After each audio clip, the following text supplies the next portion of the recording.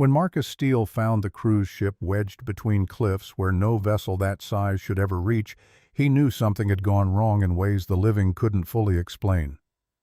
When he found the dog tag bearing his old call sign, he understood it wasn't discovery but invitation. And when Reaper, the 7-year-old German shepherd who'd saved his life 3 times in 2 countries, refused to let him approach alone, Marcus finally grasped the truth. This wasn't about a missing hiker. This was about debts that don't die with the people who owe them. In 48 hours, Marcus would stand over a body executed military style. He would hear the voice of a friend dead 8 years recorded in the moments before bullets found him. He would face the man who'd commanded his unit and discover betrayal wears the uniform you once trusted. But first he'd need to understand how a 5,000-ton relic could appear in water too shallow and channels too narrow for anything larger than a fishing boat. The Northern Star shouldn't exist where it did. But neither should the recording device. Marcus now held his hands trembling in a way they hadn't since Kandahar, as David Cross's voice crackled through decades of rust and silence. "Falcon, don't blame yourself. Shadow and I chose this path. Live. Just live." The gunshot that ended the transmission felt like it happened in the room. Marcus's knees hit the deck water, soaking through his jeans, cold October wind cutting across Lake Superior's surface 60 feet below. Reaper stood between him and the shadows gathering at the bridge stairs. Her body taut as bridge cable ears forward, a growl building in her chest that he felt more than heard. Jack Brennan's voice burst through the radio clipped to Marcus's belt. "We've got movement topside. Multiple contacts approaching from the north tunnel." Marcus's hand found his Glock 19 almost by instinct, checking the magazine more from muscle memory than conscious thought. 15 rounds. Enough if they came in small numbers. Insufficient if they understood what they were walking into. But the recording changed everything. David's last words, preserved in digital amber, held answers Marcus had spent 8 years trying to forget instead of find. If he died on this rusted monument to shipping routes abandoned and secrets buried, at least he'd die knowing the truth mattered more than survival. He pressed his palm against Reaper's shoulder, feeling the controlled power coiled beneath her black and tan coat. "Stay close, girl. Like the old days." She shifted her weight, settling into position at his left side, exactly where she'd been in a dozen firefights across 2 deployments. "Ready." The wind carried the sound of boots on metal, multiple pairs moving with the confidence of men who knew this ship's geography better than the people who'd built it. But to understand how Marcus Steele arrived at this moment holding a gun and a ghost's final words, while a dog bred for war prepared to defend him one more time, you'd need to go back 72 hours. Back to when it started with a phone call about a man who'd gone hiking and never returned. Back to a cabin in the Minnesota woods where a 43-year-old veteran had convinced himself he'd finally escaped the war. He was wrong. Marcus woke at 5:30 because his body no longer remembered how to sleep past sunrise. The cabin's interior held the gray light of pre-dawn October temperature inside, matching the 40 degrees outside, because he didn't believe in wasting propane on comfort.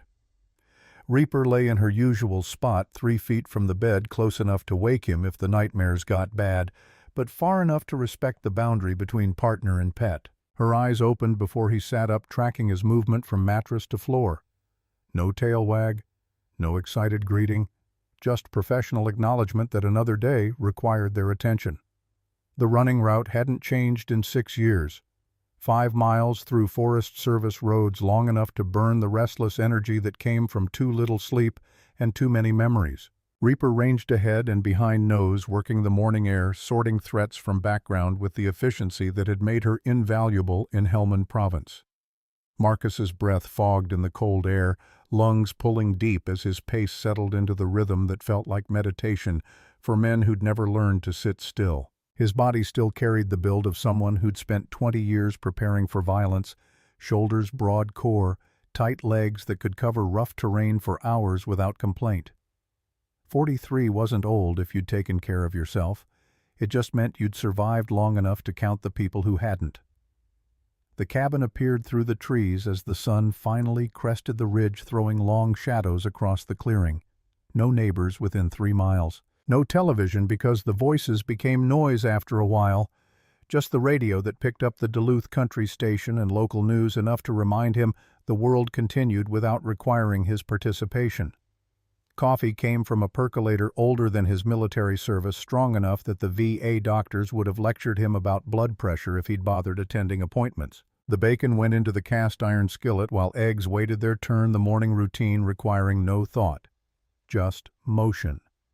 Reaper ate from her bowl with the same methodical focus she applied to everything 45 seconds from first bite to last.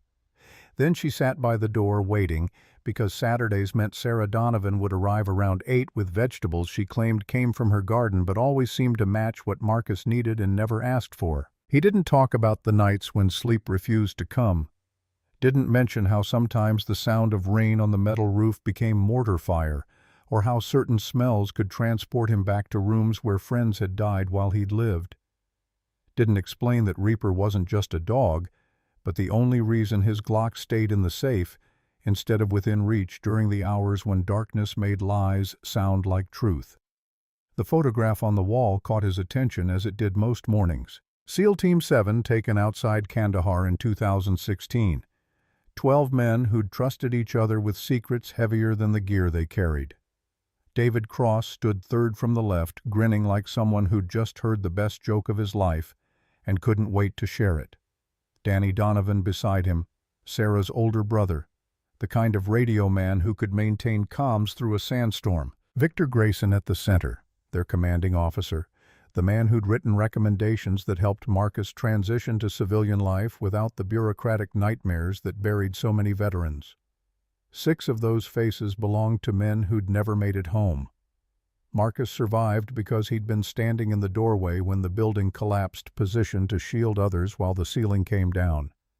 Survivor's guilt didn't scream. It whispered in the hours before dawn, asking why his luck held when better men's hadn't. Reaper's head lifted, ears swiveling toward the dirt road 300 yards out. Vehicle approaching, probably Sarah's Ranger truck based on the engine's pitch. Marcus checked the clock. 7:15. Earlier than usual, and Sarah didn't do early unless something needed attention now rather than later. He opened the door before she knocked. Sarah Donovan, at 38, carried herself with the efficient competence of someone who'd spent a decade managing public lands and the people who underestimated wilderness. Brown hair pulled back, practical jacket showing the superior National Forest patch eyes that missed very little and forgot even less. Her expression held the controlled tension of someone carrying bad news but refusing to let it show in her posture. "Marcus, I need help. Someone's missing." He'd already moved to pour her coffee, the mug appearing in her hand before she finished the sentence. "Call, search and rescue." Did. 2 days, no results. Thomas Erickson, 54, investigative journalist. Went hiking near Emerald Cut. Trucks still at the trailhead, but no sign of him past the first mile marker. Marcus's hand paused halfway to setting down the pot. Emerald Cut. The words carried weight beyond geography history, beyond the official story of a scenic overlook where tourists took photographs. If you knew where to look, you could see the Northern Star from the observation point, that impossible vessel trapped between stone walls, like evidence someone had tried to hide and failed. Why would a journalist hike alone in restricted areas? That's what I'm asking. Sarah's fingers wrapped around the mug, but she didn't drink. Jack Brennan says if anyone can track him, it's you and Reaper. The dog's name brought her attention to the conversation, head tilting in that way she had when processing information that might require action. Marcus studied Sarah's face, reading the details she wasn't verbalizing. A journalist goes missing near a ship that shouldn't exist in terrain most locals avoided carrying gear that suggested more than casual photography. He glanced at the photograph on the wall again, at the faces that wouldn't age any further, and made a decision he'd regret for reasons he couldn't yet imagine. "I'll come."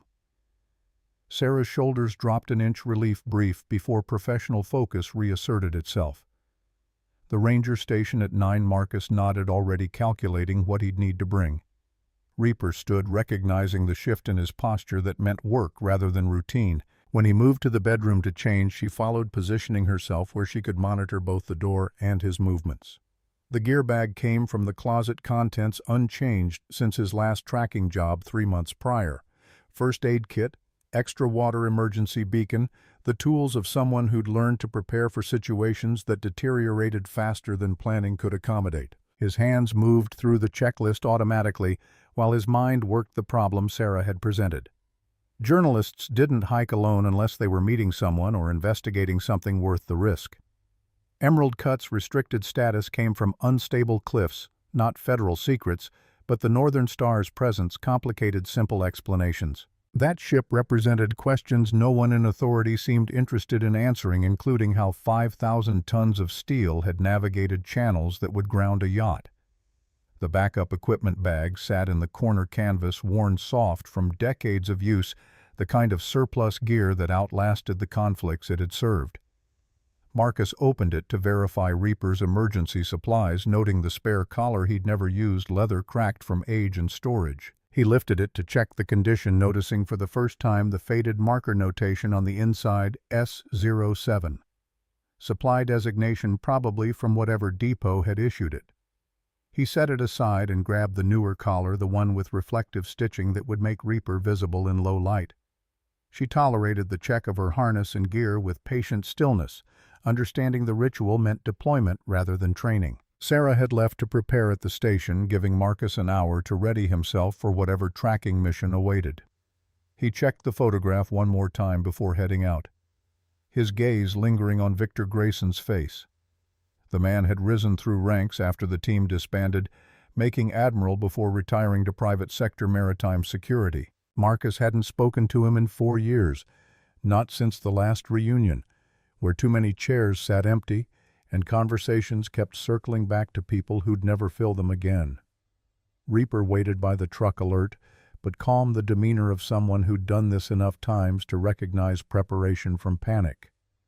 Marcus opened the rear door, and she jumped in, settling immediately, conserving energy for when it would matter. The drive to the ranger station took 20 minutes through forest that remembered when glaciers had carved these valleys, old-growth pine giving way to birch and aspen as the road climbed toward the ridgeline.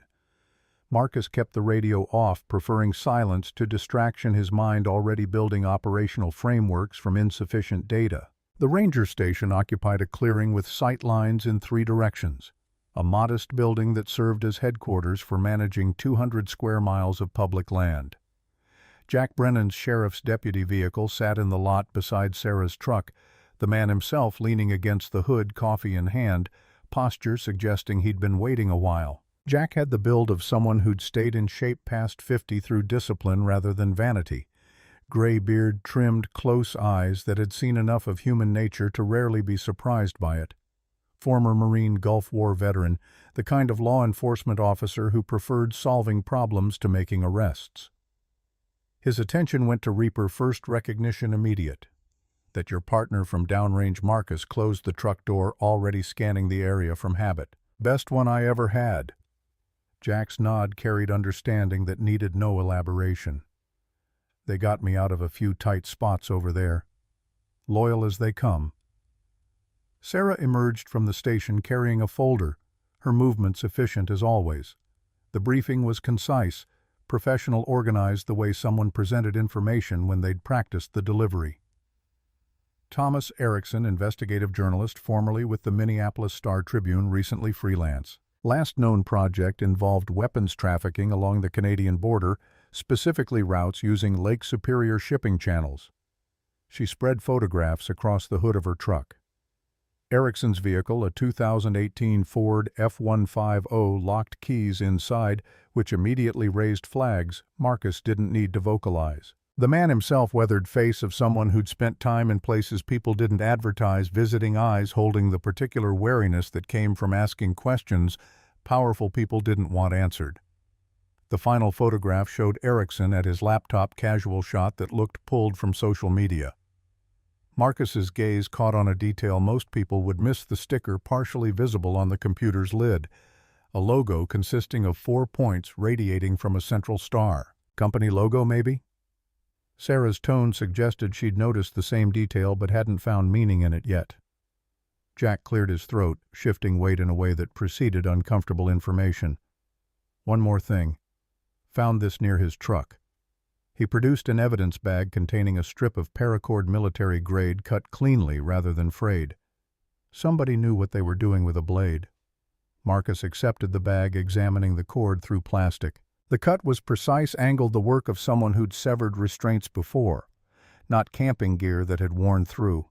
Someone had been tied and then released or freed themselves with help. Reaper pressed against his leg, her version of asking whether this qualified as their problem now. He rested his hand briefly on her head, acknowledgement and answer both. Sarah folded the folder, her expression shifting to something more personal. "I know this is outside what you normally do, but Jack's right. If anyone can find Erickson, it's you two." The drive to Emerald Cut took 40 minutes along roads that narrowed as they climbed pavement, giving way to gravel forest, pressing close enough that branches scraped the truck's sides. Marcus parked at the observation point, a cleared area where tourists could safely photograph the lake without approaching unstable cliff edges. Reaper was out before he'd killed the engine nose, already working the morning air, sorting information into categories only she could define. Marcus gathered the gear he'd need for a day's search while Jack and Sarah caught up in Sarah's vehicle, giving them privacy to discuss details the official briefing had omitted. Lake Superior spread below them like hammered steel, the water's color shifting from turquoise near shore to deep slate where depth swallowed light. The shoreline twisted through granite formations that had resisted 10,000 years of erosion, creating the kind of landscape photographers loved and sailors feared. And there, wedged into Emerald Cut, like a bone caught in a throat, sat the Northern Star. Even from half a mile distant, the ship dominated the landscape, rust-red hull rising from water that shouldn't have allowed passage for anything larger than a kayak. The vessel tilted 15 degrees to starboard, upper decks partially collapsed, windows dark and empty as abandoned eyes. Vegetation had begun reclaiming metal moss and small trees growing from accumulated soil in sheltered corners. The question everyone asked, the one that never got satisfactory answers: how did it arrive? The cut measured 150 feet at its widest point, 70 where the cliffs pinched closest. The Northern Star's beam exceeded 200 feet. Simple geometry said impossible. Yet there it rested, defying explanation the way certain truths did when people wanted them buried. Marcus pulled Thomas Erickson's jacket from the evidence bag, a worn canvas field coat that smelled of coffee and old books, and the particular musk of someone who'd spent time in places without regular showers. He held it to Reaper's nose, watching her process the scent with the concentration that had found 23 IEDs across 2 deployments. Her head came up after 5 seconds, ears forward, body tensing in the way that preceded movement. But instead of heading toward the established hiking trail, she turned toward the waterline, toward the cut, toward the ship. Sarah frowned, stepping closer. "That doesn't make sense. Hikers don't approach the ship. Too dangerous." Marcus watched Reaper's body language, reading signals he'd learned to trust above radar and satellite imagery. Scent doesn't lie. It just tells the last honest story it knows. Reaper moved forward at a controlled pace, not the excited rush of a dog chasing prey, but the methodical advance of someone tracking with purpose. She'd pause every 20 feet, recalibrate, adjust her vector. Marcus followed Boots, finding purchase on rocks still wet from morning dew. His focus split between watching her and scanning terrain for threats that might not announce themselves. The first discovery came 100 feet from the observation point, tucked beneath an outcropping where casual hikers wouldn't notice. Reaper sat the alert signal she'd been trained to use when finding explosive devices, now repurposed for evidence that mattered. Marcus knelt beside her, examining the paracord fragment without touching it immediately. 18 inches of military-spec cord, the same type Jack had found near Erickson's truck, cut with the same clean precision.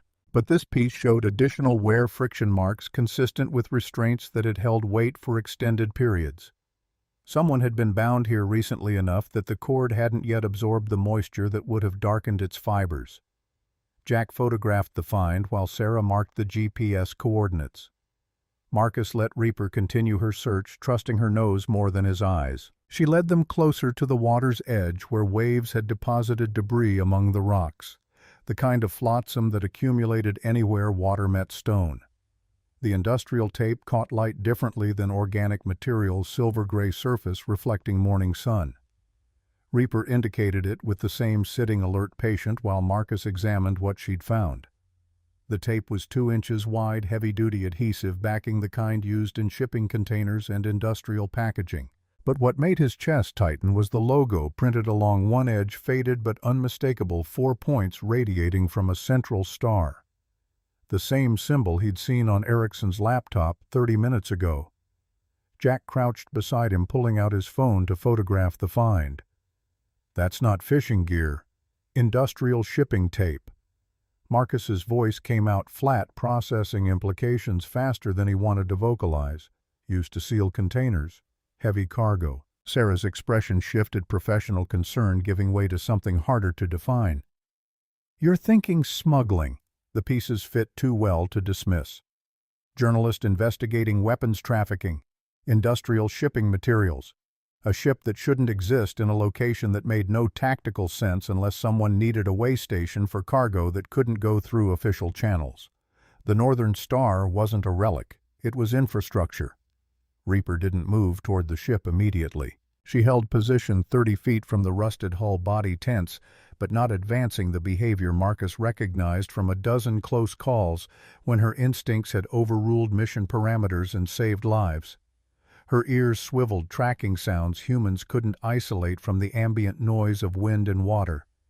Then she did something that made the hair on his neck rise.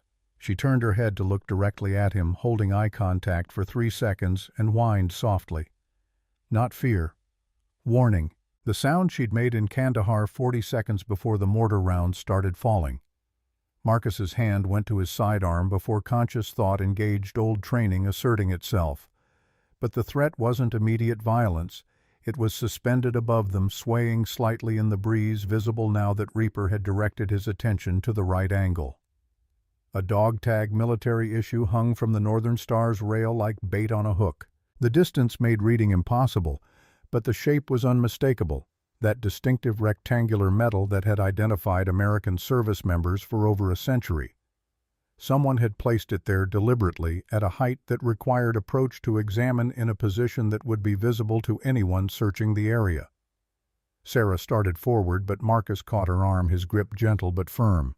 Don't. Not yet. Why not? Reaper's warning. She's telling us it's a lure. Jack had his hand on his sidearm now, too, scanning the cliffs and ship's deck with the automatic sweep of someone who'd operated in hostile territory. You think someone's watching? Marcus studied the tag, the way it caught light, how precisely it had been positioned for maximum visibility. The odds of a military dog tag appearing here now during their search for a missing journalist investigating weapons trafficking approached 0, unless someone had staged it. And staging meant audience, meant someone wanted them to see and respond predictably. But even from 30 feet, even knowing it was likely a trap, Marcus could make out the letters stamped into the metal. His vision wasn't what it had been at 25, but certain things you didn't forget how to read. The first line, visible when the tag rotated in the breeze, showed a single word that stopped his breath. Falcon, his call sign. The name only 11 people had known, 6 of them dead. The survivors scattered across 3 continents, living lives that didn't include conversations about shared history. No one should have known that name, certainly not well enough to manufacture a fake tag and position it here now today. Reaper pressed hard against his leg, her full weight leaning into contact the way she'd learned to ground him when panic attacks started. Her presence pulled him back from the edge of memories that wanted to swallow him whole, back to the immediate problem of standing in front of a ship that shouldn't exist, looking at a tag bearing a name that should have been buried with the operations it came from. The metal wasn't right. Even from this distance, Marcus could see the edges were too sharp, the stamping too clean. Military tags showed where accumulated the small damages of daily carry. This one looked fresh, manufactured, recently aged, just enough to pass casual inspection but not close examination. Someone had made this specifically for him. Someone who knew his call sign, knew he'd be here, knew Reaper would stop him from approaching rashly. The level of intelligence that required the operational planning suggested resources far beyond a missing journalist or random smuggling operation.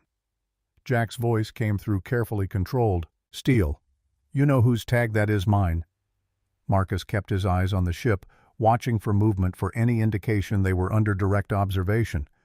Or someone who wants me to think it is. But she chose you anyway. The realization settled in his chest with the weight of truth he couldn't deny. Whatever they planned, loyalty ran deeper than conditioning. Some bonds couldn't be broken by training or time or distance. Sarah stepped back, her hand moving to her radio before she caught herself. Should we call this in? The sound came before anyone could answer, a sharp metallic clack from deep inside the Northern Star's hull. Not the groan of settling metal or the creak of rusting joints. This was precise, deliberate, the sound of a door or hatch being moved by human hands.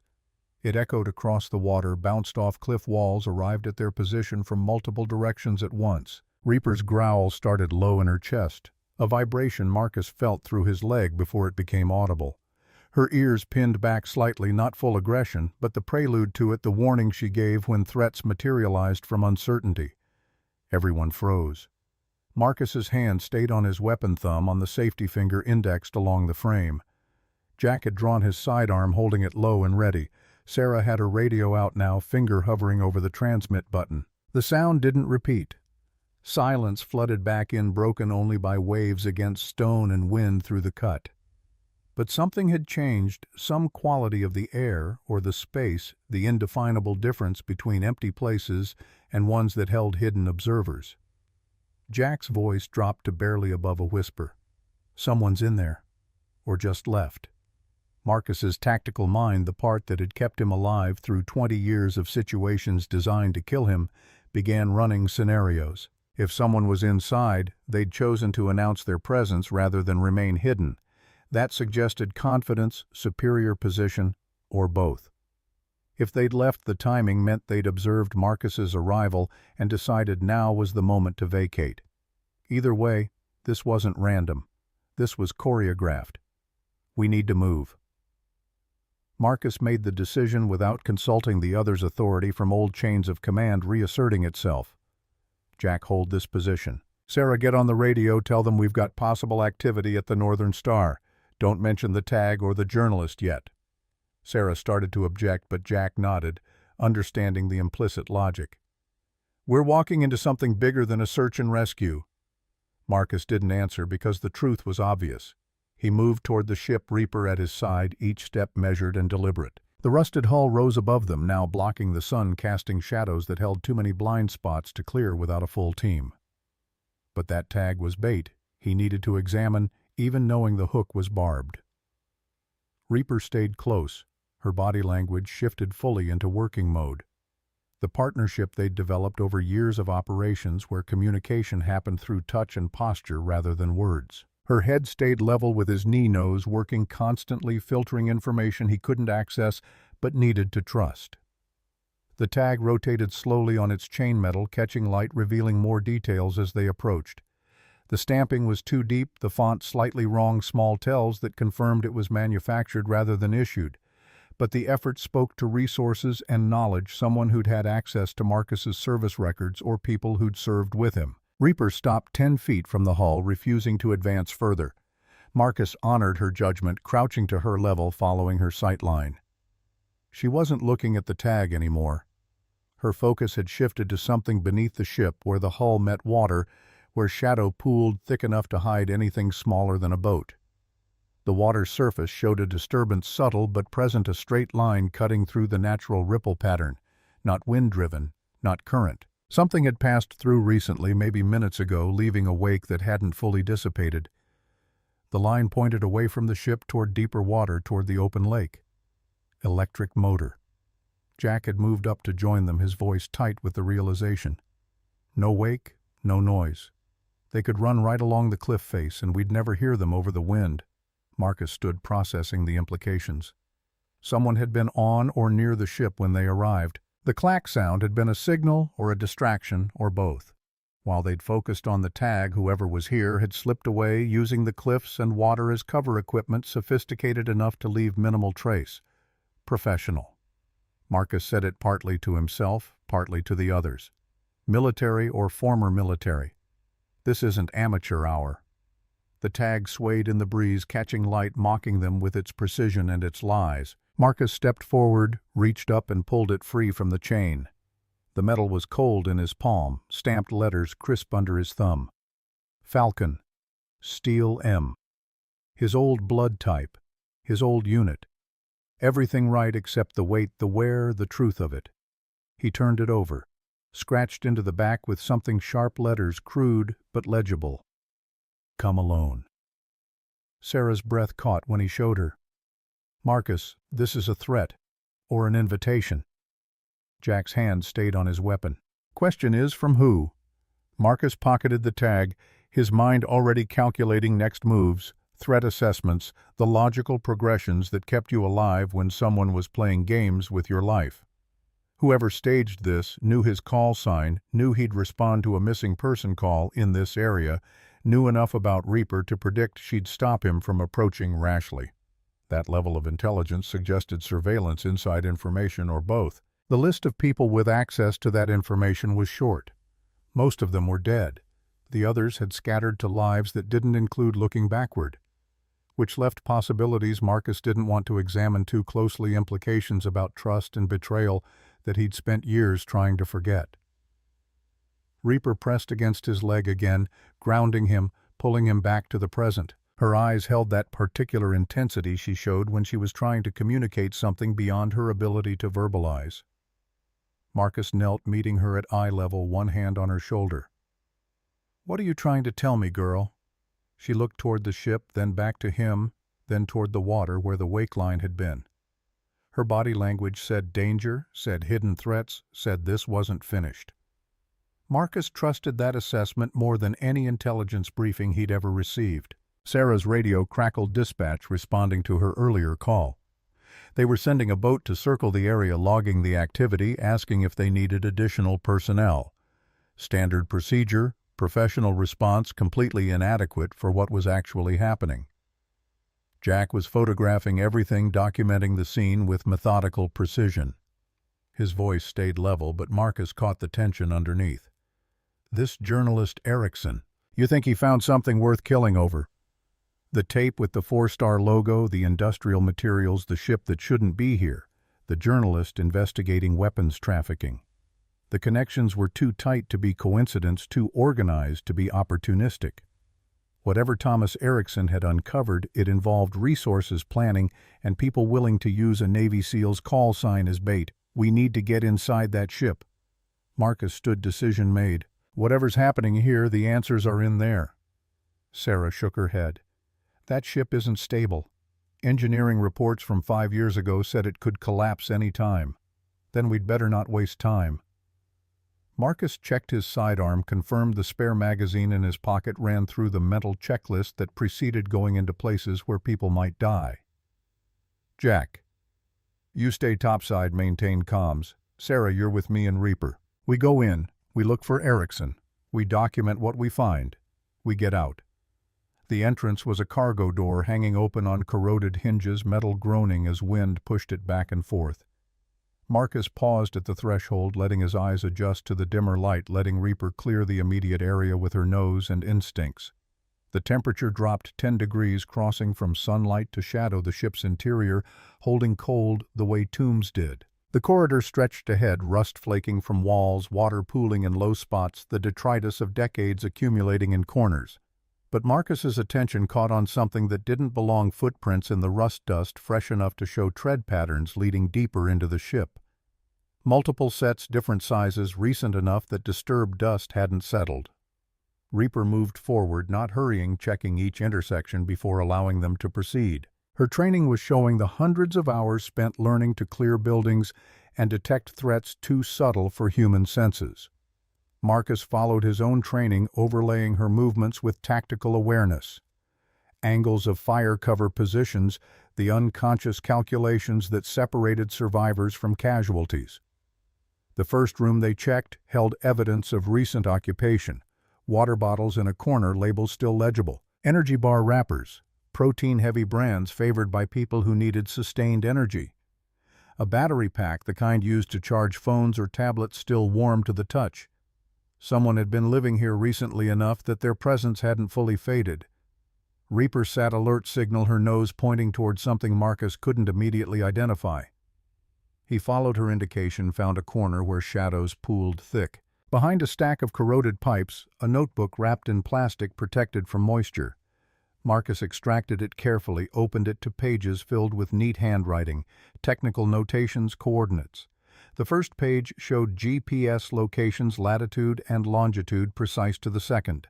Marcus recognized some coordinates. Emerald cut the ranger station points along the Canadian border. Others meant nothing without a map to reference. Beside each coordinate symbols, the kind of shorthand that looked like random marks, unless you knew what you were seeing. Sarah leaned over his shoulder, her breath catching. "That's maritime salvage notation. My brother Danny used to use it." Marcus flipped pages, finding more symbols, more coordinates, sketches of routes and waypoints. This wasn't a hiker's journal. This was operational planning, the kind of documentation people made when they needed to remember complex logistics without digital trails.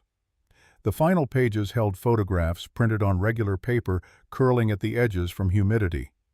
The northern star from above, shot from a drone or helicopter. The 4-star logo, large and clear. Maps showing tunnels and routes Marcus didn't recognize. And one photograph that made his blood run cold. SEAL Team 7, the same image hanging on his cabin wall with notation in red marker. 6 killed in action. 5 missing in action. 1 active. The mathematics was wrong. Marcus knew how many had died in the operation that ended his Team 6, including David Cross and Danny Donovan. But 5 missing in action. That didn't match official records. And 1 active should have meant 1 person still serving, but Marcus had retired 6 years ago. Unless someone was operating under classifications that didn't appear in records civilians could access. Unless the team hadn't ended the way Marcus had been told. Unless the whole structure of what he'd believed for 8 years was built on foundations that were crumbling. Reaper growled low and sustained the warning that meant immediate threats. Marcus pocketed the notebook hand, finding his weapon body shifting to position Sarah behind him. The sound came from deeper in the ship, metal on metal, rhythmic and deliberate. Footsteps, but wrong, somehow the timing off. Then he understood. Not footsteps. A recording played through speakers designed to draw them deeper while whoever had been here made their escape. The professional touches kept accumulating, each one adding to the picture of operators who knew what they were doing. But Reaper wasn't looking toward the sound. Her attention had fixed on something else, a hatch partially concealed behind collapsed panels. Marcus approached carefully, Reaper at his side, Sarah maintaining position to cover their 6. The hatch opened onto stairs, descending into darkness, metal treads, disappearing into black. The air rising from below carried the smell of water oil and something else Marcus couldn't immediately identify but recognized from years of experience, human fear, the particular scent people left when they'd spent time terrified. Thomas Erickson had been down there, recently, possibly still was. Marcus pulled a flashlight, the beam cutting through darkness to reveal stairs leading to what must have been the engine room. But before he could descend, his radio crackled with Jack's voice, urgent and tight. "Steele, we've got company." 3 vehicles just pulled into the lot, official-looking but wrong. No markings I recognize. 6 men, all wearing tactical gear. "They're heading your way." Marcus killed the flashlight, plunging them into darkness, broken only by the faint illumination from the corridor behind them. His voice dropped to the tactical whisper that carried without echoing. "How long until they reach the ship?" Jack's response came through, measured but urgent. 4 minutes, maybe 5. They're moving like they know the terrain. Sarah's breathing had quickened beside him, controlled but stressed. "We need to leave, now." Marcus's mind ran the calculations faster than conscious thought could track. 4 minutes to clear the ship, cross exposed ground-reach vehicles that armed professionals would intercept within seconds. The odds approached 0 unless they had information worth more than their capture. His hand found the notebook in his pocket, pages that detailed coordinates and symbols someone wanted badly enough to stage this entire operation. Down. The word came out as decision rather than suggestion. "Whatever Erickson found, it's below us. We have 3 minutes to discover what's worth 6 armed men."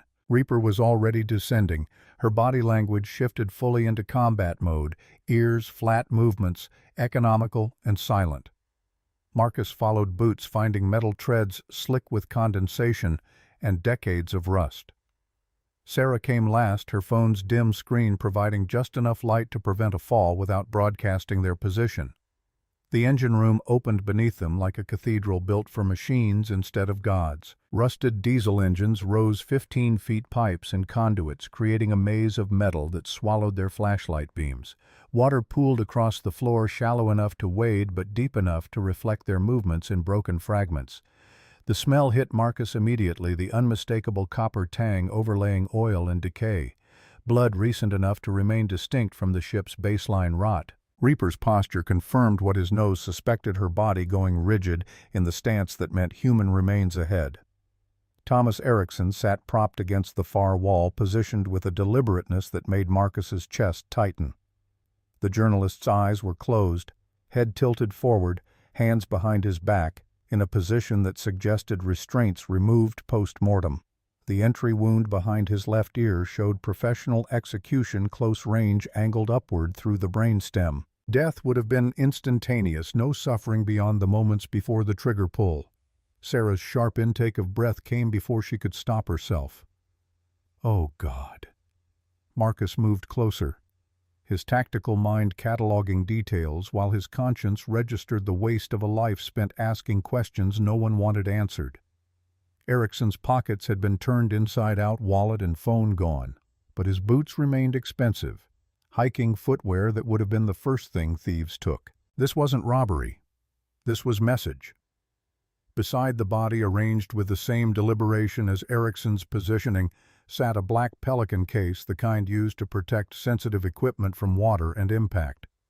Marcus lifted it, felt the weight suggest contents intact, and found it unlocked. Inside, protected by foam cutouts, a laptop, external hard drive, spiral notebooks filled with handwritten notes, and a manila folder thick with photographs. The first photograph showed the Northern Star from above, taken months ago based on vegetation patterns visible on the decks. But the image wasn't focused on the ship itself. Red circles marked the waterline, highlighting details Marcus had to squint to discern ropes, bollards, evidence of vessels mooring against the hull. The Northern Star wasn't abandoned. It was active infrastructure. Sarah knelt beside him, her hands shaking slightly as she lifted the next photograph. This one showed containers, industrial shipping crates, stacked in what looked like a warehouse, each marked with the 4-point star logo. Serial numbers were visible, partial but legible enough for someone with access to shipping databases to trace origins. The notebooks contained transaction records, dates and locations and quantities that read like inventory lists. Erickson had been building a case documentation careful enough for prosecution, detailed enough to survive scrutiny, and someone had killed him before he could publish it. Reaper's low growl pulled Marcus's attention from the evidence. She'd moved to the room's far corner nose, working along the seam where wall met floor. Her signal was subtle but unmistakable. She'd found something humans would miss. Marcus approached, running his hand along the wall until his fingers caught on an irregularity. The panel looked seamless until you knew where pressure released the catch. It swung inward, revealing a compartment 2 feet deep, 3 wide, filled with items that made his pulse quicken despite years of training to remain calm under pressure. Radio equipment, military-grade encryption, frequency ranges that weren't available to civilians. A handheld GPS unit, waypoints programmed for locations throughout the Great Lakes region, and a laminated map showing routes and tunnels Marcus recognized from classified briefings he'd received a decade ago, installations that officially didn't exist but had been maintained throughout the Cold War. The infrastructure beneath Lake Superior had been a Cold War project, tunnels and bunkers designed to move personnel and materiel along the Canadian border without surface detection. Most had been sealed after the Soviet Union collapsed. But sealed didn't mean destroyed, and someone with resources and knowledge had evidently reopened enough of the network to move cargo worth killing over. Sarah's voice came from behind him, tight with realization. This is how they move the weapons. Underwater routes, no customs, no inspections. Marcus photographed everything with his phone, knowing the images might be the only evidence that survived the next few minutes. His radio crackled, Jack's voice carrying the controlled tension of someone watching threats approach. 2 minutes. They've split up, covering multiple entry points. I don't think they're law enforcement. Copy. Marcus made the decision that would either save them or get them killed. Sarah, take the Pelican case. Move back to the stairs, but don't ascend until I signal. Reap with me. The dog followed as he moved to the room's center, positioning himself where the overhead hatch was barely visible in the gloom. The metal trapdoor he'd noticed on approach, camouflaged among pipes and structural supports, would lead to the deck above or provide access to maintenance crawl spaces. Either option beat being trapped in a room with one exit and 6 armed men converging. He was reaching for the hatch's release mechanism when the sound registered metal scraping metal from the corridor they'd descended. Not the random groan of a settling ship, but the deliberate noise of someone moving with purpose, confident enough to not bother with stealth. The voice that followed carried authority and a familiarity that made Marcus's blood freeze.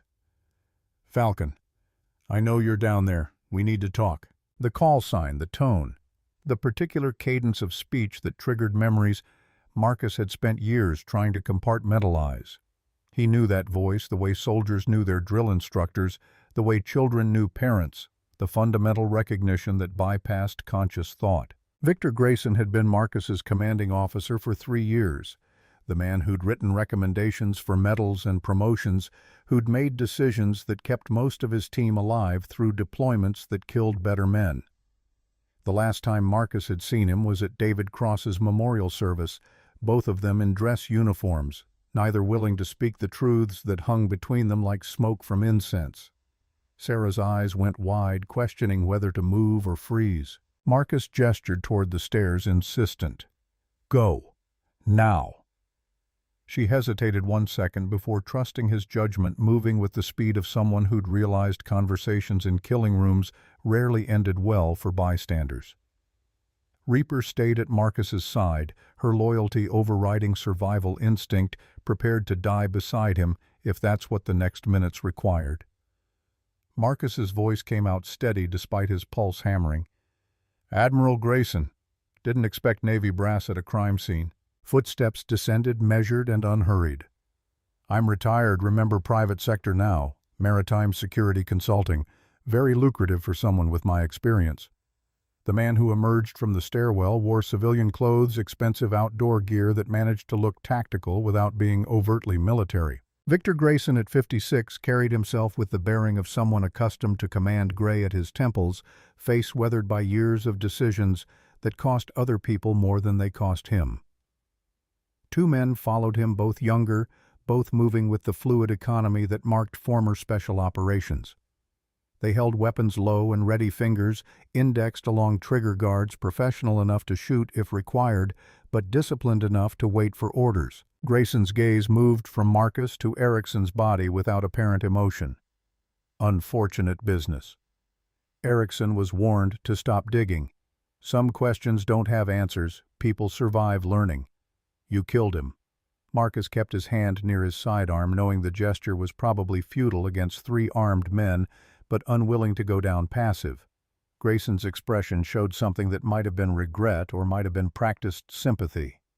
"I tried to prevent this. Offered him money to drop the investigation, even arranged a job overseas that would have kept him safely occupied. He declined." Some journalists think their stories matter more than their lives. The Pelican case was gone. Sarah hopefully moving fast enough to reach safety before Grayson's people thought to check the exits. But the evidence photographed on Marcus's phone still existed encrypted and backed up to cloud storage that would sync the moment he reached cell coverage. Unless Grayson planned to kill everyone who'd seen Erickson's documentation, the information would survive. "You're using Cold War tunnels to move weapons." Marcus said it as statement rather than question, watching Grayson's face for confirmation or denial. The older man's smile was thin, acknowledging without admitting. The infrastructure was already there, paid for by taxpayers, maintained by people who understood discretion. Seemed wasteful to let it sit unused when there's such demand for certain products in certain markets. "So you became an arms dealer. How does that square with the oath you took?" Grayson's expression hardened, the genial mask slipping to reveal something colder underneath. "I spent 30 years watching politicians send good men to die for causes they'd abandoned before the bodies came home. watched budgets get slashed while enemies got stronger. The oath was to defend this country falcon. Sometimes that means operating outside the lines bureaucrats draw. The rationalization was familiar, the same logic that had corrupted better men throughout history. Righteousness as cover for profit, patriotism as excuse for crimes. Marcus had heard variations in Iraq, Afghanistan, every theater where war created opportunities for people willing to trade lives for margins. David Cross figured it out. Marcus threw the words like stones, watching for impact. He found evidence, tried to expose you, so you killed him too. Grayson's face showed genuine pain or a convincing simulation. David was collateral damage from an operation that went sideways. I tried to extract him, but the timeline collapsed. What happened in Kandahar wasn't murder, it was failure to prevent tragedy. The distinction seemed important to Grayson in ways Marcus couldn't fathom. A man was dead either way, along with 5 others who'd trusted their commander to make decisions that valued their lives above operational objectives. Whether through action or inaction, Grayson bore responsibility for deaths he now rationalized as necessary sacrifices. Reaper's growl intensified, her body coiled for violence, waiting only for Marcus's signal to attack. The 2 armed men shifted their aim slightly, fingers moving from indexed to triggers. The room had shrunk to the space between heartbeats the moment before irreversible decisions got made. Grayson raised one hand, a command for his people to hold fire. "Marcus, you're a smart man. You understand how the world actually works." This journalist he was, nobody chasing a story that would have compromised operations that keep bad weapons out of worse hands. Sometimes the greater good requires accepting smaller evils. And the 6 people on your team who died, Marcus's voice carried the weight of 8 years of survivor's guilt. Were they smaller evils too? The slap came fast, Grayson's control breaking for 1 second before reasserting itself. Those men were heroes who died serving their country. Don't you dare cheapen their sacrifice. The hypocrisy would have been laughable if it wasn't backed by armed men willing to enforce Grayson's version of reality. Marcus's tactical assessment remained grim, 3 against 1. Clear fields of fire, no cover worth the name. His only advantage was Reaper, whose training and ferocity might buy seconds if violence erupted. But seconds were all Sarah needed to reach the vehicles with evidence that could survive, even if Marcus didn't. His phone's last backup had been 3 minutes ago. Everything Erickson had documented, everything Marcus had photographed, existed in digital form beyond Grayson's reach. The information would outlive them all. "You're not walking out of here with that case." Grayson's tone had shifted, negotiation abandoned for threat. "And your phone is going in the lake. This ends today one way or another." Marcus felt the truth of his situation settle with the weight of standing orders received in combat. No good options remained, only choices about how to die. He could surrender hope. Grayson valued old loyalty enough to kill him quickly. He could fight, take maybe one of them down before bullets found him. Or he could buy Sarah time to escape, to deliver evidence to people who might actually seek justice instead of complicity. The decision made itself muscle memory from 1,000 tactical situations overriding conscious thought.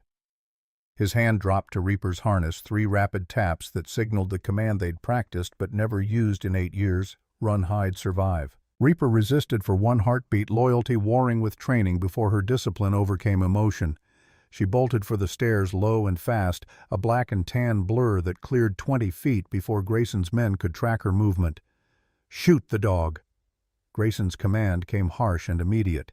Marcus's weapon cleared leather as both men swung their aim toward the fleeing dog. His first round caught the nearest shooter in the shoulder, spinning him sideways. The second round went wide as return fire forced Marcus behind the limited cover of a steel pillar. The gunfight lasted 8 seconds, an eternity, compressed into muzzle flashes and ricochets the confined space, turning every shot into 3 as bullets bounced off metal surfaces. Marcus's training kept him moving, not staying behind cover long enough to be flanked, squeezing rounds at targets barely visible through smoke and shadow. Then the world tilted. The explosion came from above, charges placed with precision to collapse specific structural supports. Marcus had 1 second to recognize the trap before the ceiling buckled, metal shrieking as tons of steel surrendered to gravity. He dove toward the trapdoor he'd spotted earlier, fingers catching the release mechanism as the floor beneath him buckled. The hatch opened onto a maintenance tunnel, narrow and dark, angling upward through the ship's infrastructure. Marcus pulled himself through as the engine room collapsed behind him, the roar of falling metal drowning out screams or curses from the men who'd been trying to kill him. The tunnel was barely wider than his shoulders, claustrophobic and disorienting, offering only one direction, forward and up. He crawled through darkness, knees and elbows finding purchase on corroded rungs, breathing air thick with rust and fear. Behind him, the sounds of destruction faded to groans as the ship settled into its new configuration spaces that had held shape for decades, finally surrendering to entropy. Light appeared ahead, gray and filtered through grating. Marcus pushed toward it, emerging into a cargo hold 3 decks above the engine room. He lay on the metal floor for 30 seconds, lungs pulling, air mind cataloging injuries. Bruises, cuts, hearing damaged by gunfire and explosions, but nothing that would prevent movement. Reaper found him before he'd fully stood, emerging from shadows, with the purposeful trot of someone who'd completed her mission and returned to duty. She circled him once, checking for injuries with her nose, then positioned herself between Marcus and the hold's exit. The ship groaned again, a deep metallic complaint that suggested structural integrity was approaching failure. They needed to leave immediately before the Northern Star completed its long-delayed appointment with the lake bottom. But first, Marcus needed to confirm what his training insisted must be true. He descended toward the engine room, carefully staying clear of the main collapse zone, approaching from an auxiliary corridor.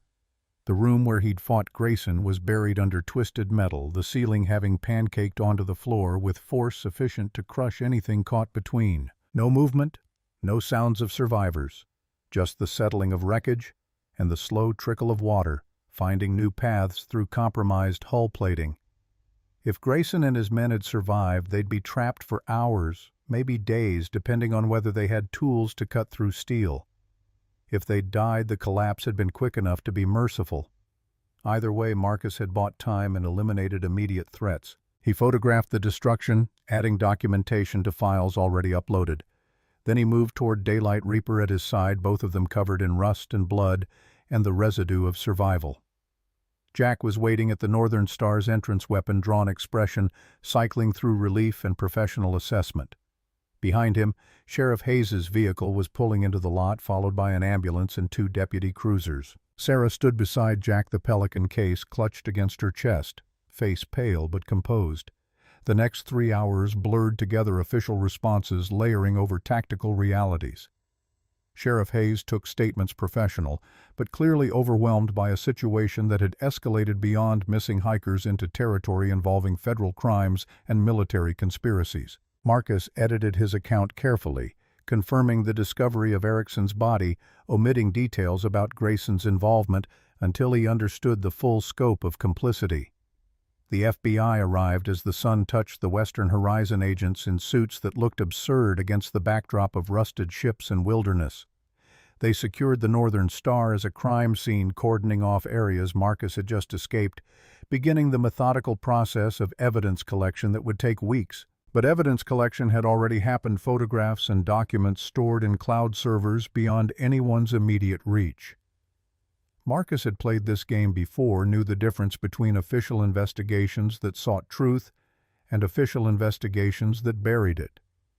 Until he understood which category this one fell into, he'd keep the most damaging evidence close. Lisa Chen arrived with the second wave of FBI personnel, her credentials identifying her as a digital forensics specialist assigned to the Cybercrimes Division. She was younger than Marcus expected, maybe 32, wearing practical field clothes instead of bureau standard, approaching situations with the directness of someone who'd learned that technical expertise mattered more than political navigation. Her first question bypassed pleasantries entirely. The laptop from the Pelican case is encrypted. Military grade, probably NSA-level algorithms. You know anyone who might have that kind of expertise? Marcus considered lying, decided against it. Erickson was investigating arms trafficking. Military encryption suggests his sources were inside government or defense contractors. Lisa's expression suggested she'd reached the same conclusion hours ago, but wanted confirmation from someone who'd actually been present. I need to establish a timeline. When did you discover the body? The debriefing took 90 minutes. Lisa's questions precise and probing, designed to extract maximum information while revealing minimal agency knowledge. Marcus recognized the technique, had used it himself during intelligence debriefs, the careful dance of learning what someone knew without teaching them what they shouldn't. By the time she finished, night had settled fully over Lake Superior, the northern star reduced to a dark silhouette against darker water. Emergency lights from law enforcement vehicles cast moving shadows across the cliff face, creating an atmosphere more crime drama than reality. Lisa closed her notebook, studied Marcus with the intensity of someone making calculations about trust and risk. Off the record, what aren't you telling me? Everything that mattered, everything that would get people killed or buried or both. But Marcus's answer stayed neutral. I told you what I found. What you do with it determines whether justice happens or gets archived. She nodded, accepting the implicit challenge. The encryption should take our best people 3 to 5 days to crack. But if someone wanted faster results and had expertise with legacy military systems, they could probably bypass the primary security in 12 to 18 hours. The offer was clear without being explicit. Lisa was giving him time, permission, even to extract information before official channels locked everything behind clearances and classifications. Whether that represented honest investigation or clever entrapment, Marcus couldn't determine from one conversation. His phone buzzed, Sarah's text simple and urgent. Need to talk. Private. Now. They met at Sarah's ranger station, the building empty this late, only emergency lights providing illumination. She'd made coffee strong enough to strip paint, the kind people drank when sleep wasn't an option. Her hands shook slightly as she set down her mug. I lied earlier.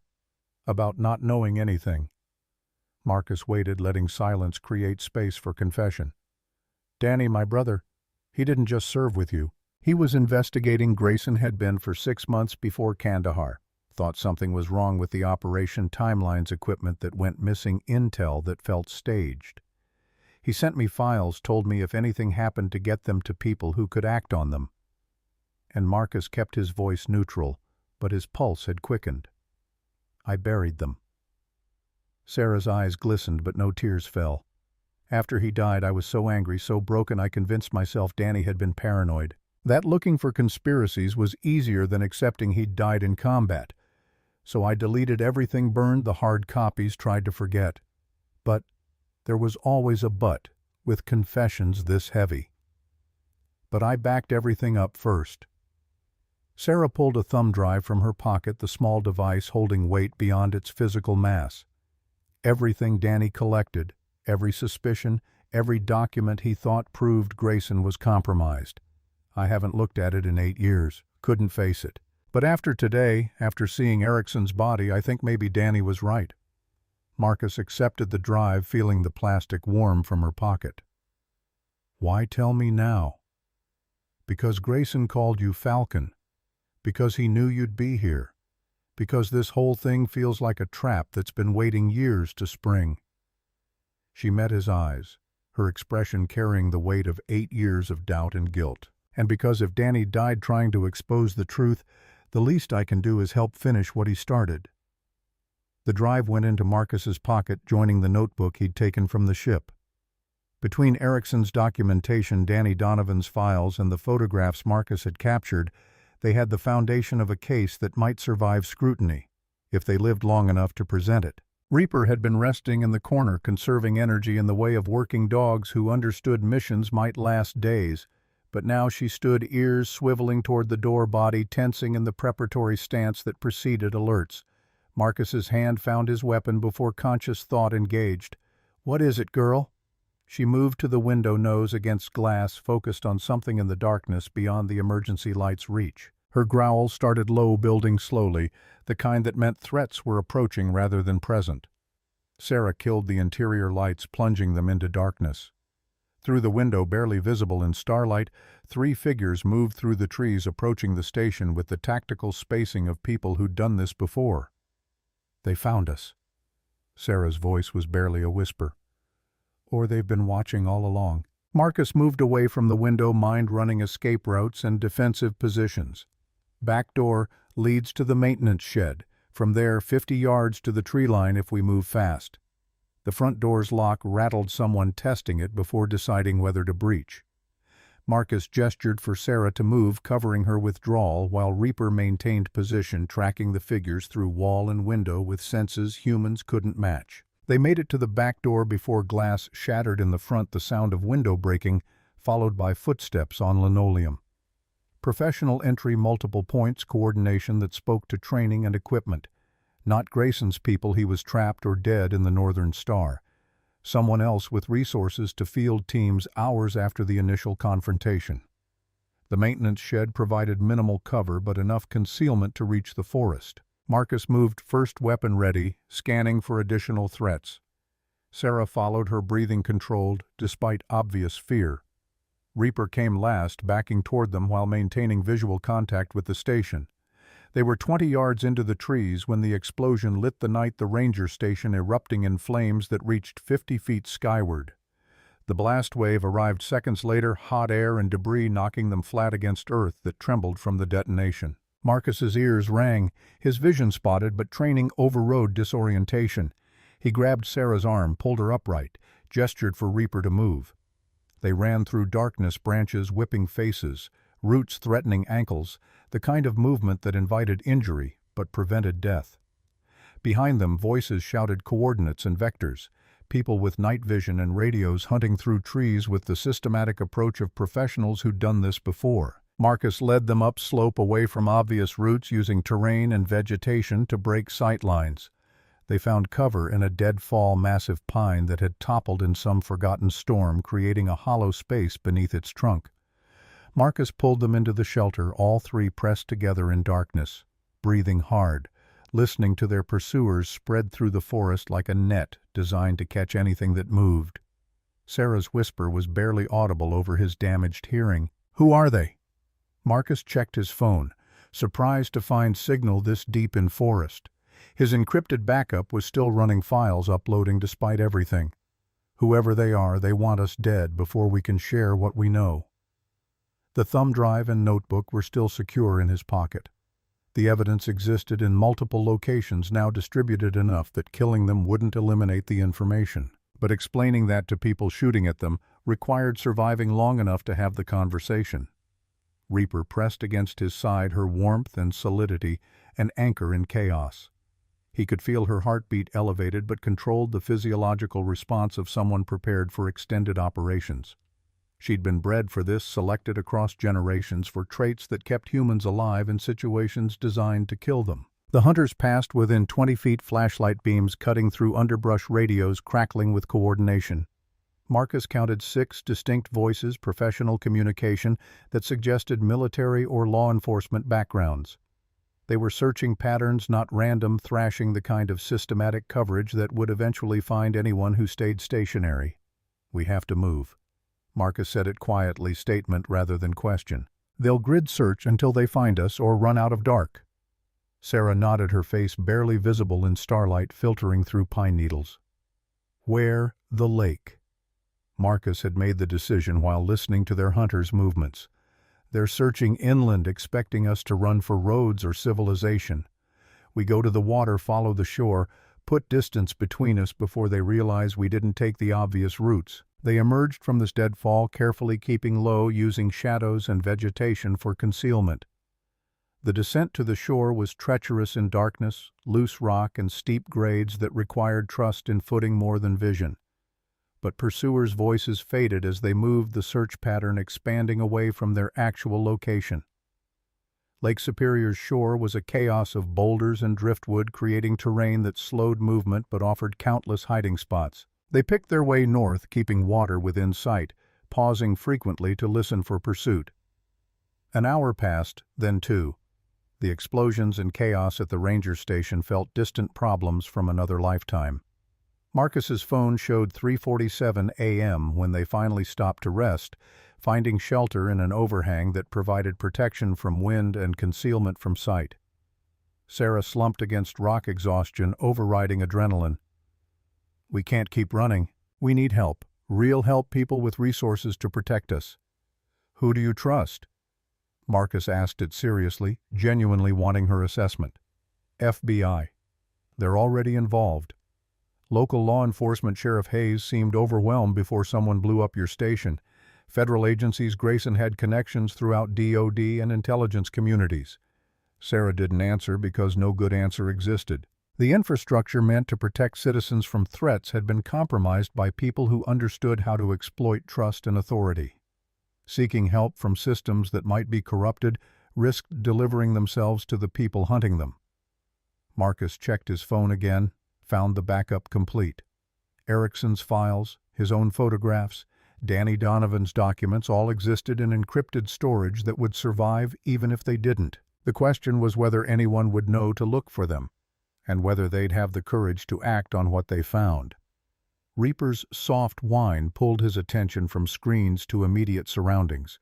She was looking toward the water body tents, but not alarmed, tracking something Marcus couldn't yet perceive. A boat small and running without lights was gliding along the shore 40 yards out. Electric motor nearly silent, moving with the purposeful vector of someone who knew exactly where they were going. As it passed their position, Marcus caught a glimpse of the pilot's silhouette against starlit water posture, suggesting familiarity with night operations. The boat continued north, disappearing around a headland, leaving questions Marcus couldn't answer. Friend or threat, search party or smuggler, legitimate or complicit. The darkness held too many possibilities to distinguish truth from deception. Sarah had fallen asleep against the rock, her body's demand for rest overriding circumstances. Marcus envied her that ability, his own mind too active with tactical planning and threat assessment to shut down. He'd sleep when safety allowed, however many hours or days that required. Reaper settled at his feet, head on paws, eyes reflecting starlight like amber pools. She wasn't sleeping either, maintaining watch over people who'd become pack worth protecting. Marcus rested his hand on her shoulder, feeling muscles ready beneath fur, grateful for loyalty that didn't require explanations or justifications. The first hints of dawn were touching the eastern horizon when his phone buzzed a message from an unknown number consisting of 3 words and a set of coordinates. Truth has costs. The coordinates led to a boat launch 15 miles north of Emerald Cut, accessible only by fire roads that hadn't seen maintenance since the previous administration cared about infrastructure. Marcus drove Sarah's truck, the vehicle having survived the ranger station's destruction by virtue of being parked near the tree line when explosives turned the building into a crater. Dawn was breaking properly now, pale light turning Lake Superior from black to slate gray, revealing a landscape that looked unchanged since glaciers had last reshaped it. Sarah had woken 20 minutes earlier, disoriented and aching, her face showing the particular exhaustion that came from running on adrenaline too long before the body demanded payment. The boat launch was empty except for a single vehicle, a nondescript sedan with government plates that might as well have carried a sign reading, "Federal Agent Present." Marcus parked 50 yards back, positioning for quick departure if this meeting turned hostile. Reaper was already alert, scanning the area with systematic thoroughness, cataloging threats against baseline normal. Lisa Chen emerged from the sedan wearing clothes she'd clearly slept in if she'd slept at all. Her laptop bag suggested she'd been working through the night, the kind of sustained focus that separated competent investigators from exceptional ones. She approached Marcus's truck directly, no pretense of casual encounter. "Get in. My vehicle has better encryption against listening devices." Her tone carried the flat authority of someone who'd already assessed risks and made decisions. Marcus gestured for Sarah to stay with Reaper, then followed Lisa to her sedan. The interior smelled of coffee and electronics, the back seat covered in equipment that belonged in a forensics lab rather than a field vehicle. Lisa started the engine, ran a device across the dashboard, and doors waited for green lights confirming no active surveillance, then turned to face him. Victor Grayson's body was recovered 3 hours ago from the Northern Star's engine room, crushed when the ceiling collapsed. 2 of his men are still missing, presumed buried under debris. Official cause will be listed as structural failure during unauthorized entry. Her delivery was clinical, reporting facts without judgment. Marcus processed the information, found himself surprised by the absence of emotion. Grayson had been his commander, someone he'd trusted with his life, whose betrayal cut deeper than enemy action ever could.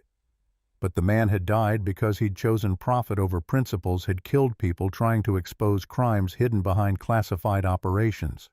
Justice was too clean a word for what happened, but consequences fit. Unofficial cause.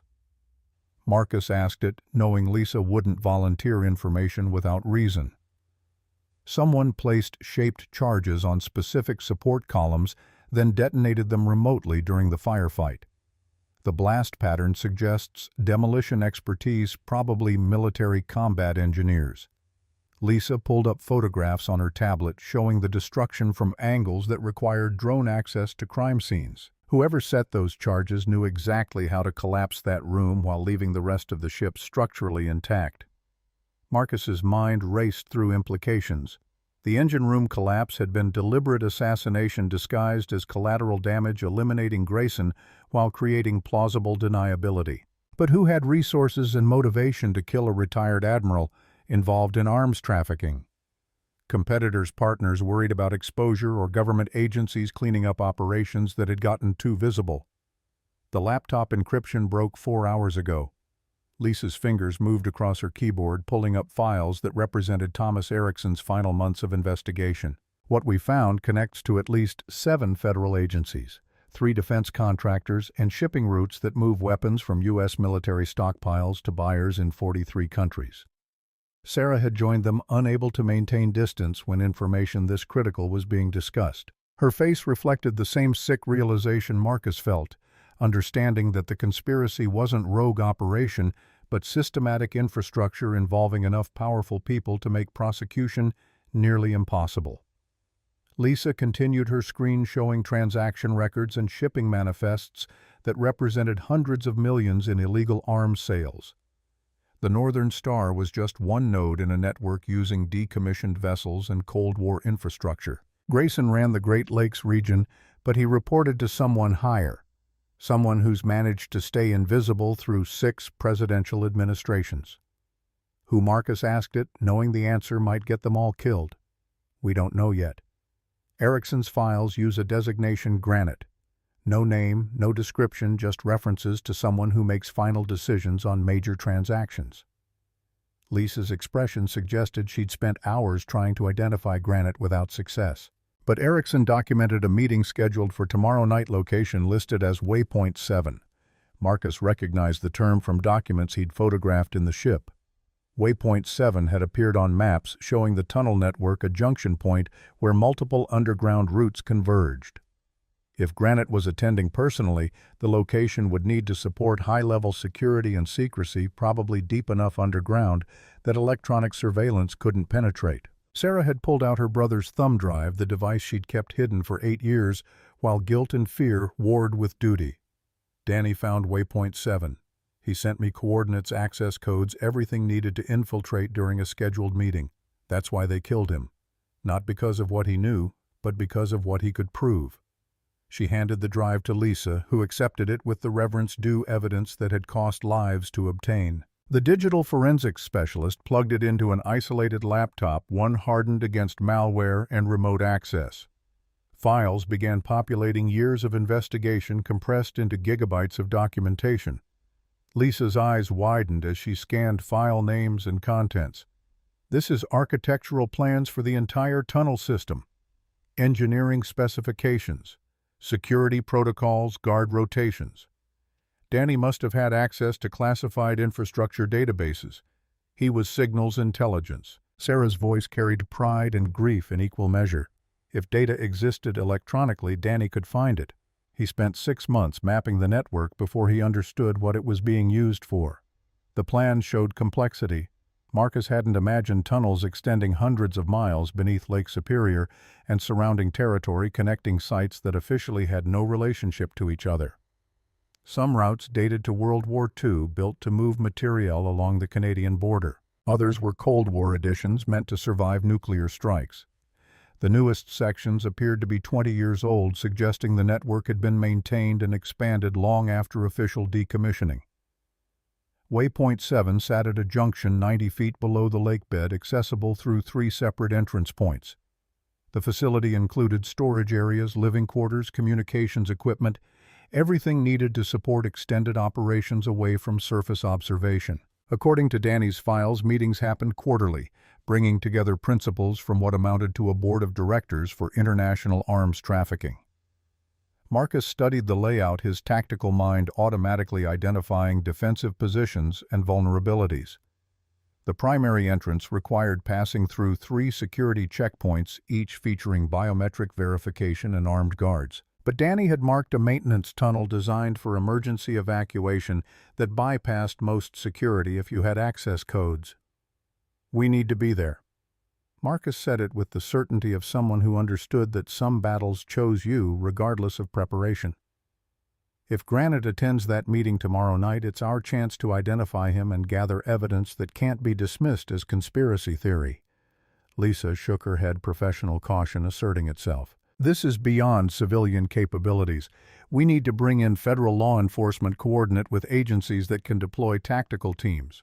Which agencies? Sarah's question cut through the fantasy of official response. How many federal employees are on Grayson's payroll? How many judges approved warrants that protected these operations? We bring in law enforcement. We're just warning Granite to disappear. The truth sat heavily between them, the recognition that trust in institutions required believing those institutions weren't compromised. But 8 years of cover-ups and convenient deaths suggested otherwise, painted a picture of corruption deep enough that official channels might be exactly what Granite wanted them to use. Marcus's phone buzzed, another message from the unknown number. Shadow's daughter remembers her mother's scent. "Trust what she tells you." He showed the screen to Lisa and Sarah, watching their expressions cycle through confusion and realization. Only a handful of people knew about Shadow the K-9, who'd worked with David Cross and died in Kandahar. Fewer still would understand the significance of Reaper being Shadow's offspring, information Marcus himself had only suspected until this moment. "We need to verify something." Marcus returned to his truck, opened the rear door where Reaper waited with patience that suggested she'd known this moment was approaching. He retrieved the old collar from the gear bag, the leather cracked and faded, and held it where she could scent it thoroughly. Reaper's reaction was immediate and profound. She whined, high-pitched and urgent, pressing her nose against leather that had touched her mother's neck, breathing in molecules that carried information humans couldn't access. Her tail-tucked body language shifting to something between mourning and recognition, understanding that transcended training or conscious thought. Marcus knelt beside her, one hand on her shoulder, feeling tremors run through muscle and bone. "Easy, girl. I know she was yours." The pieces were assembling into a picture Marcus wished he could unsee. Victor Grayson had given him Reaper not from kindness, but as surveillance asset, probably equipped with tracking devices so sophisticated Marcus's periodic sweeps hadn't detected them. But somewhere in Reaper's genetics, Shadow's loyalty had overridden programmed objectives, had recognized David Cross's friend as family worth protecting. Lisa approached cautiously, her investigator's mind clearly running parallel calculations. K-9 handlers often keep offspring of exceptional working dogs. If Shadow died in 2017 and Reaper came to you in 2019, the timeline fits for birth, training, and assignment. But why me specifically? Marcus asked it aloud, working through logic that felt like betrayal, layered on betrayal. Grayson retired 4 years ago. He had no official authority to assign military assets. He had connections. Sarah's voice was tight with anger. Danny's files show Grayson maintained relationships throughout DoD and intelligence communities. He could have pulled strings, forged paperwork, manufactured justification for placing Reaper with you. As surveillance. Marcus finished the thought, feeling sick. To monitor whether I suspected anything about the arms network or David's death. But she chose you anyway. Lisa's observation carried weight beyond simple fact. Whatever they planned, they didn't account for genetics and loyalty stronger than conditioning. She's not their asset. She's your partner. Reaper leaned against Marcus's leg, the gesture conveying trust and apology and determination. He scratched behind her ears, the motion automatic from years of partnership, and made a decision that would either save lives or end them. We go to Waypoint 7, tomorrow night when Granite attends his board meeting. We gather evidence, we identify everyone involved, and we make sure the information reaches people who will actually act on it. Sarah nodded immediately, her brother's sacrifice demanding completion. Lisa took longer professional caution, warring with personal conviction before she too accepted the inevitable. I can provide technical support, encryption, and communications, but I can't officially sanction this. If it goes wrong, the Bureau will disavow any knowledge. Understood. Marcus had operated without official sanction before knew the difference between orders and necessity. We'll need equipment, planning time, and a secure location to stage from. I have a cabin. Sarah's offer came without hesitation. 20 miles north off-grid, used for seasonal rangers who need isolation during firewatch. No one knows about it except forestry personnel. They spent the next hour transferring equipment and files, consolidating resources while maintaining protocols against surveillance. Lisa provided encrypted phones, laptop with hardened security and access credentials for databases that would help them identify faces when the meeting occurred. Sarah contributed detailed knowledge of local terrain and forestry service infrastructure that might provide escape routes.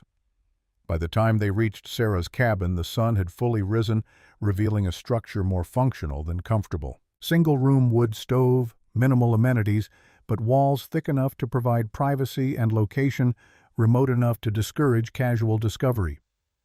Marcus swept for electronic surveillance. From habit, found nothing beyond natural background radiation and wildlife frequencies. Reaper explored the perimeter, nose working systematically, cataloging scents that would serve as baseline for detecting intrusions. She moved with renewed purpose, as if understanding that something fundamental had shifted, that the pretense of retirement was over, and they were operational again. Lisa spread architectural plans across the cabin's single table. Danny Donovan's documentation showing Waypoint 7 in detail that required years of patient intelligence gathering. The maintenance tunnel entrance was located beneath an abandoned lighthouse 15 miles up the coast, accessible through a concealed hatch that required both physical key and electronic access code. Danny's notes indicated guard rotations changed every 6 hours, with overlap periods providing maximum coverage but also maximum confusion when personnel transitioned. The optimal infiltration window occurred during shift change, approximately 40 minutes, when old guards were eager to depart, and new guards were still settling into positions. But infiltration was only the first challenge. Once inside, they'd need to navigate 90 feet of vertical descent, followed by horizontal tunnels extending nearly half a mile before reaching the junction chamber where meetings occurred. The route included pressure doors, camera coverage, and motion sensors that would detect unauthorized movement. Sarah traced the path with one finger, her expression grim. Even if we bypass exterior security, we're looking at multiple failure points where a single mistake alerts everyone in the facility. We don't bypass security. Marcus had fought in enough denied areas to understand that perfect infiltration was fantasy. We use legitimate access, someone with credentials that allow movement through the facility without triggering alerts. All three of them recognized the problem simultaneously. Legitimate access required being part of the organization, which meant recruiting someone already involved in trafficking, convincing them to commit treason against people who demonstrated willingness to kill for silence. Unless we create new credentials. Lisa's fingers were already moving across her keyboard, pulling up personnel databases that should have required federal warrants to access. The security system uses biometric verification, but the underlying database is accessible through DoD personnel records. If I can insert a phantom identity, someone who exists on paper but hasn't been assigned to Waypoint 7, yet we might slip through. How long? Marcus asked. 12 hours. She was typing as she spoke, code scrolling across screens faster than Marcus could follow. I need to create employment history, security clearances, biometric profiles that match your physical characteristics. And it all has to be clean enough to survive scrutiny if anyone checks. Which leaves us one day to prepare for infiltration and execution. Sarah was already pulling weapons from a locked cabinet, the kind of firearms forestry personnel weren't supposed to maintain, but pragmatic ones did anyway. We'll need tactical gear, communications equipment, and extraction plans for when everything goes wrong. Marcus spent the next 6 hours in the kind of focused preparation that preceded operations, where success measured in survivors rather than objectives achieved. He field-stripped and cleaned weapons, verified ammunition compatibility, assembled medical supplies that could address everything from gunshot wounds to exposure. Sarah worked communications, setting up relay points and dead drops that would preserve information even if they didn't survive to deliver it personally. Lisa remained absorbed in her laptop, building a digital identity from fragments of legitimate records and carefully constructed lies. The name she chose was Owen Drake, a composite of 3 real federal agents whose careers had overlapped enough to create plausible history. The biometrics required actual measurements from Marcus photographs taken at specific angles, fingerprints scanned and processed until they matched the quality database systems expected. By evening, Owen Drake existed as thoroughly as any real person, complete with service records showing 5 years as FBI special agent focused on weapons trafficking, current assignment to the Northern District of Minnesota Field Office security clearances that granted access to classified facilities. The identity would survive casual verification, probably hold up under moderate scrutiny, but collapse immediately if someone with genuine authority decided to investigate deeply. Good enough. Marcus studied the credentials on Lisa's screen, memorizing details he'd need to maintain the deception. How do we get the biometrics into their system? That's the elegant part. Lisa's smile showed genuine satisfaction with her solution. The Northern Star recovery operation created legitimate reason to update facility access lists. I'm using my actual FBI credentials to submit a request, adding Owen Drake to authorized personnel, citing need for investigator access to Cold War infrastructure during the investigation. The request goes through official channels, looks completely legitimate, and will be approved by automated systems before any human reviews it. And if a human does review it, Sarah asked, then we have maybe 12 hours before someone questions why an FBI agent they've never heard of needs access to a facility that officially doesn't exist.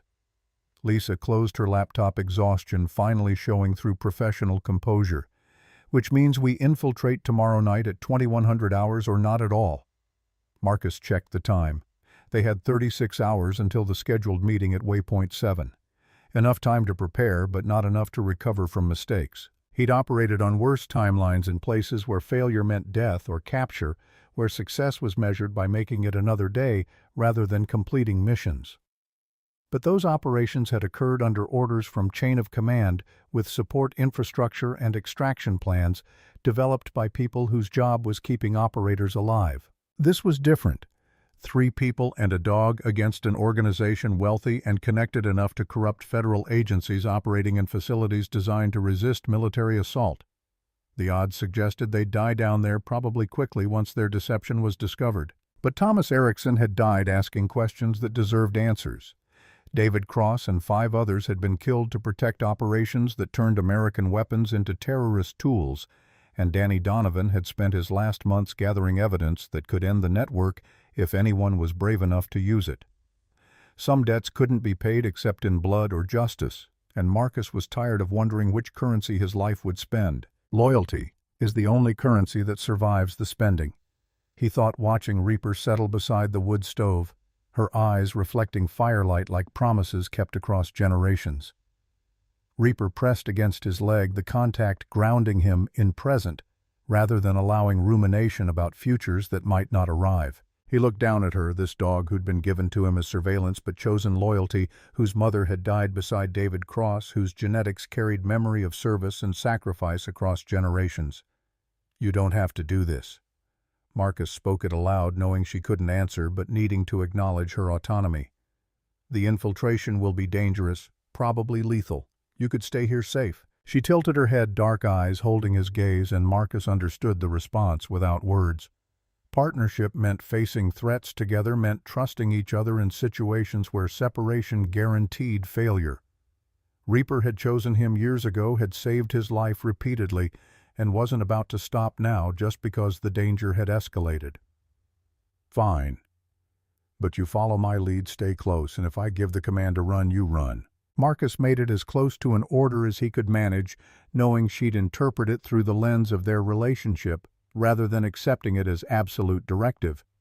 Sarah had spread sleeping bags across the cabin's floor, creating rest areas that acknowledged they'd be spending the night preparing rather than sleeping. Lisa claimed one immediately, her body demanding recovery after however many hours she'd been functioning on caffeine and determination. Marcus took first watch, positioning himself where he could monitor approaches while reviewing architectural plans until they were memorized. The maintenance tunnel required descending through a vertical shaft emergency ladder, providing the only access. Once at depth, they'd navigate through passages barely wide enough for single file, no room to maneuver if they encountered resistance. The junction chamber itself was more problematic. A circular space 30 feet in diameter with 6 tunnel entrances. Sight lines were terrible, acoustic properties would carry sound too well, and escape routes were limited to whichever tunnels weren't occupied by hostiles. The meeting configuration showed a central table with seating for 12, suggesting they'd be facing at least that many participants, plus however many security personnel the facility maintained. Sarah relieved him at midnight, her movements quiet and competent, someone who'd learned to function in wilderness that punished mistakes. She studied him for a moment before speaking, choosing words carefully. "Danny would have liked you, trusted you.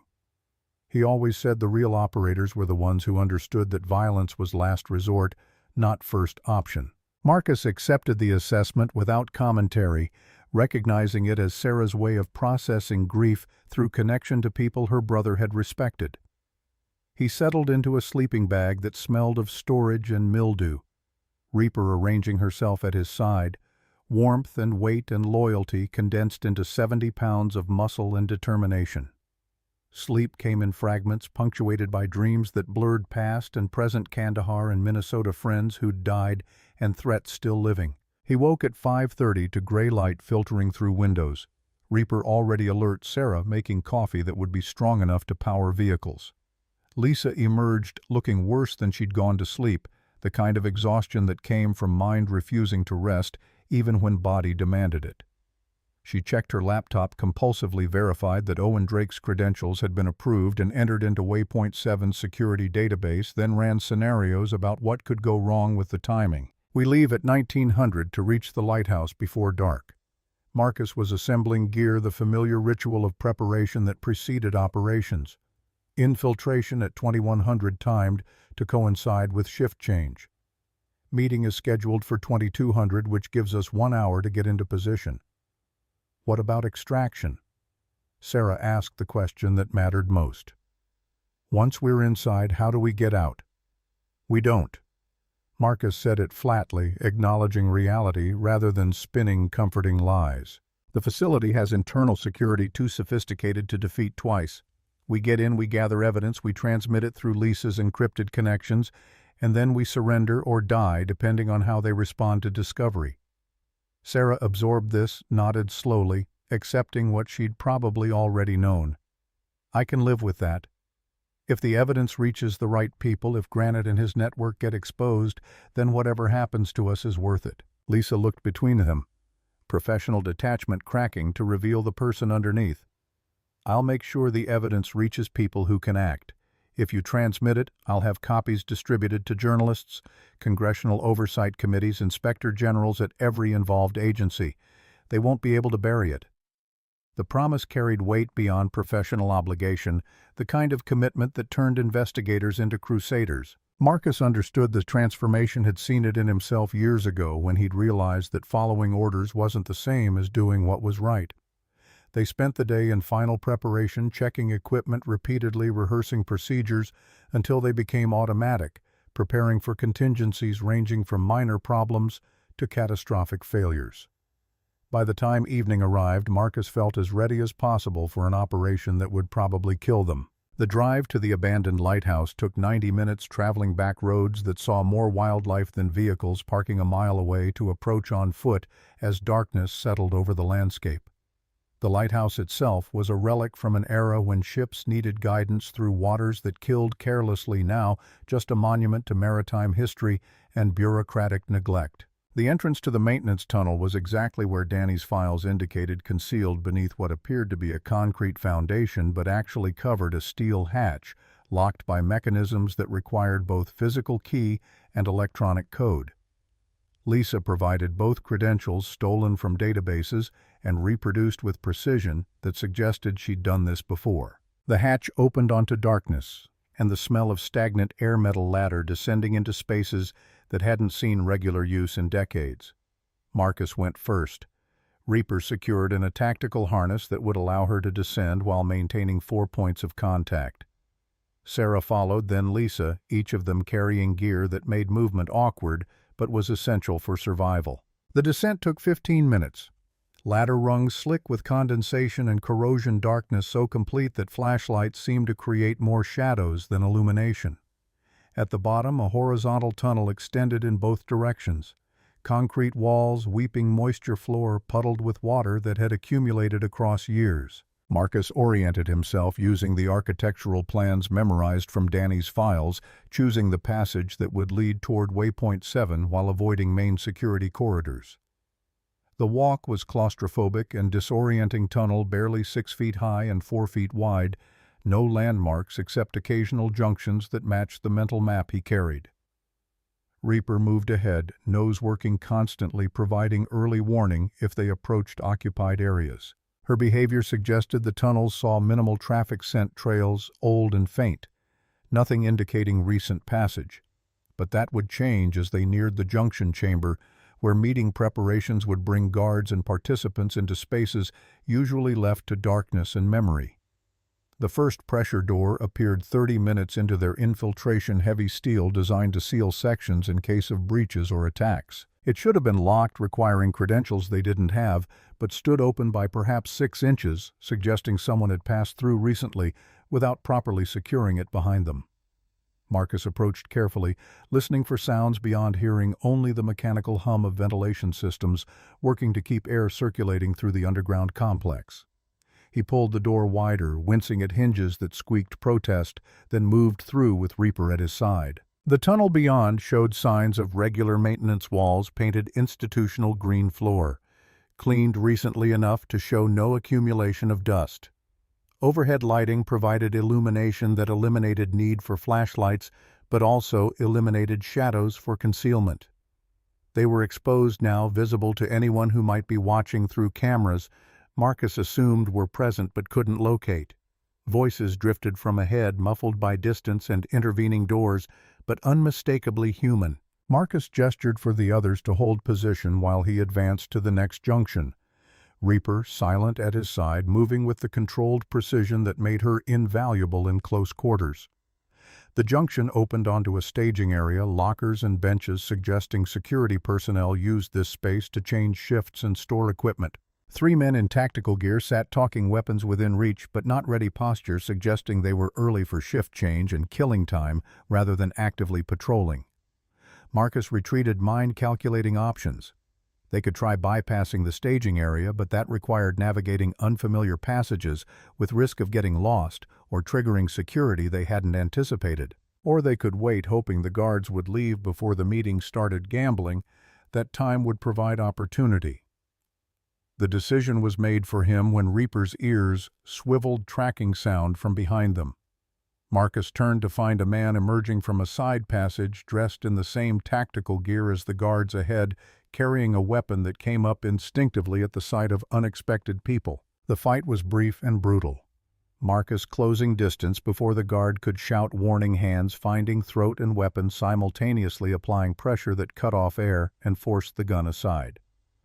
The guard struggled, training asserting itself, but Marcus had 20 years of close-quarters combat experience that translated to muscle memory faster than conscious thought. Reaper's intervention ended it, her teeth finding the guard's wrist, bearing down until bones cracked and the weapon fell free.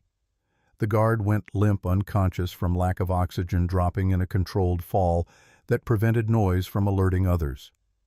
They secured him with zip ties, gagged him with torn cloth, and dragged him into a maintenance alcove where he wouldn't be immediately visible. Lisa retrieved his weapon and credentials, passing the identification badge to Marcus with expression suggesting she understood the implications. "We just committed assault on federal property." Her voice was steady despite circumstances. "There's no walking this back. There never was." Marcus clipped the badge to his own gear, accepting that they'd crossed lines that couldn't be uncrossed. The only direction left was forward into the facility toward evidence that might justify what they were becoming.